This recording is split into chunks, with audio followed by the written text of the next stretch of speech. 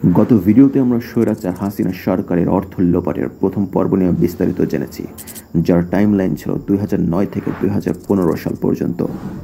এবার এই পর্বে হবে হাসিনার অর্থ লুণ্ঠনের দ্বিতীয় কিস্তি।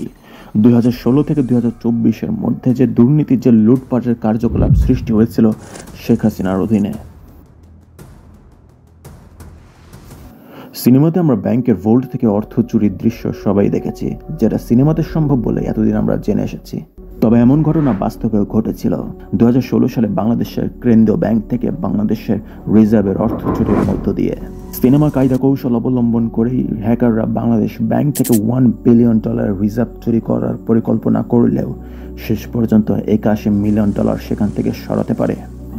বিষয় হলো, চুরি হওয়া এত বড় অ্যামাউন্টের অর্থ উদ্ধারের কোনো ধরনের পদক্ষেপ না নিয়ে রিজার্ভ চুরি হওয়ার পুরো ঘটনাটি দামাচাপা দেওয়ার চেষ্টা করে কেন্দ্রীয় ব্যাংকের গভর্নর।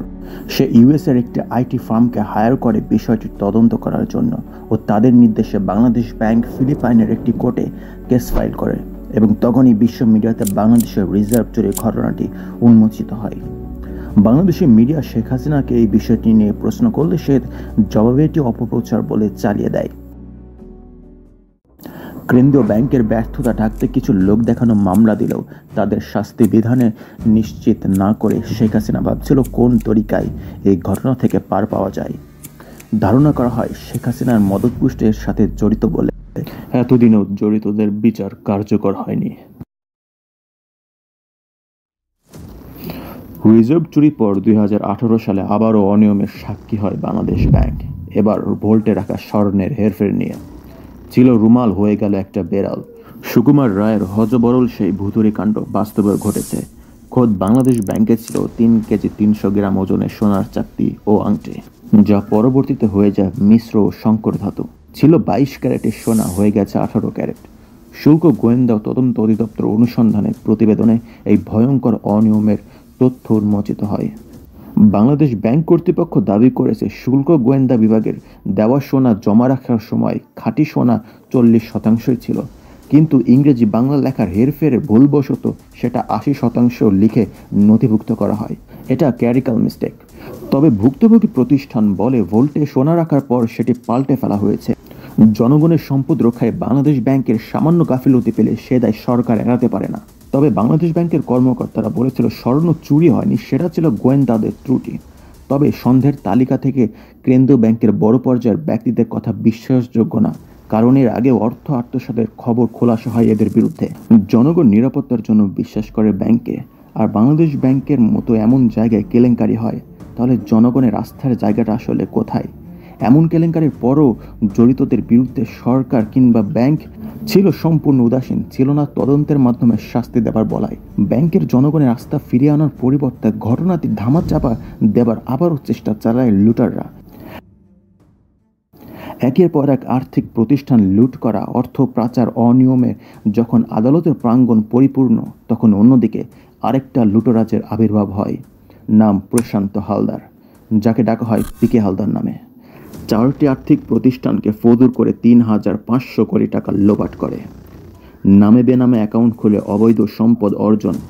একক ব্যক্তি হিসেবে আর্থিক খাতে এত বড় রকমের জালিয়াতি বাংলাদেশে আগে কখনোই ঘটেনি। কাগজে কলমে কোম্পানি খুলে অর্থ স্থানান্তর করে পিকে হালদার। দুদকের অনুসন্ধানে তার নামে 10,000 কোটি টাকারও বেশি আত্মসাৎ করেছে বলে সন্দেহ দুদকের। সে এই আর্থিক জালিয়াতি করতে তার আত্মীয় স্বজন ও তথাকথিত বান্ধবীর নামে শত কোটি টাকার সম্পদ গড়েছে। এছাড়াও পিকে হালদার তার সহযোগীদের নিয়ে অন্তত 10,000 কোটি টাকা দেশের বাহিরে পাচার করেছে। দুদকের করায় মামলায় তাকে গ্রেফতার করার আগেই সে ভারতে পালিয়ে যায়। তবে তাকে কিছুদিন পরেই কলকাতা থেকে গ্রেফতার করা হয়। এদেশে যখন সাধারণ মানুষ বিপদে ব্যাংক থেকে লোন পায় না, অন্যদিকে পিকে হালদারের মতো প্রতারকরা ঋণের নামে হাজার হাজার কোটি টাকা দেশের বাহিরে পাচার করছে। একটা ব্যাংক কতটা নড়বড়ে হলে এই রকম ঘটনা ঘটতে পারে তা বোঝা গেল। ব্যাংকে জমাকৃত সাধারণ মানুষের বিপুল পরিমাণ অর্থ আত্মসাতে এবার ইসলামী ব্যাংকে একেবারেই ফতুর করে ছাড়ে এসালাম গ্রুপে থাকা কোম্পানিগুলো। ইসলামী ব্যাংকের অর্থ এতটাই ইসলাম গ্রুপ আত্মসাৎ করেছে যে আমানতকারী তাদের নিজেদের অর্থ ফিরে পায়নি। 2014 সালে শেখ হাসিনা আবারও ক্ষমতায় আসার পর ইসলামী ব্যাংককে লুটারদের ব্যাংক হিসেবে পরিণত করার ব্যবস্থা করে শেখ হাসিনা সরকার। কারণ সেই সময় ইসলামী ব্যাংকের ব্যবস্থাপক এবং উদ্যোক্তারা জামাত ইসলামের রাজনীতির সাথে জড়িত ছিল বলে জঙ্গি সন্ত্রাসীদের ব্যাংক হিসেবে আখ্যা দিয়ে বলে ইসলামী ব্যাংক জঙ্গি এবং সন্ত্রাসীদের অর্থ অনুদান দেয়, তাই তারা এই ব্যাংককে জঙ্গি মুক্ত করতে চায়। তবে ইসলাম শরিয়া ভিত্তিক এই ব্যাংক মূলত মানুষের আস্থার জায়গা ছিল। প্রবাসীদের রেমিটেন্সের 27% আসত ইসলামী ব্যাংকের মাধ্যমে। 2014 সালে শেখ হাসিনা বিভিন্ন মামলা দিয়ে জামাত কর্মীদের আটক করে, যার মধ্যে ইসলামী ব্যাংকের পরিচালনা পর্ষদের অনেকেই ছিল। ইসলামী ব্যাংকে জামাত মুক্ত করে এই ব্যাংক পরিচালনার জন্য বাংলাদেশ ব্যাংক থেকে 4 জন পরিচালক নিয়োগ করা হয়, যারা ছিল শেখ হাসিনারই অনুগত। এরপর এসালম গ্রুপ ইসলামী ব্যাংকে 100 কোটি টাকার শেয়ার কেনায় ইসলামী ব্যাংকের বড় অংশের একটি মালিক হয় ব্যাংকের ভেতরে এসালম গ্রুপ ব্যাংক পরিচালনার জন্য ভোটিং রাইট পায়। 1 মাসের মধ্যে ইসলামী ব্যাংকের পুরনো পরিচালকদের ছাঁটাই করে এসালম গ্রুপ এবং এসালম গ্রুপ নিজেদের কর্মকর্তাদের সেখানে বসায়। ইসলামী ব্যাংক তাদের অধীনে আসার পর তারা ব্যাংক থেকে ঋণ নিতে শুরু করে, অনেকটা নিজের ব্যাংক থেকে নিজে ঋণ নেওয়ার মতো। পরবর্তী 5 বছরে এসালম গ্রুপ 14,000 কোটি টাকার লোন নেয়, যার কোনো অংশই আর পরবর্তীতে ব্যাংকে ফেরত আসেনি। এছাড়াও এসালম গ্রুপ তার নিজের স্বজনদেরকেও 100 কোটি টাকার ঋণ দেয়।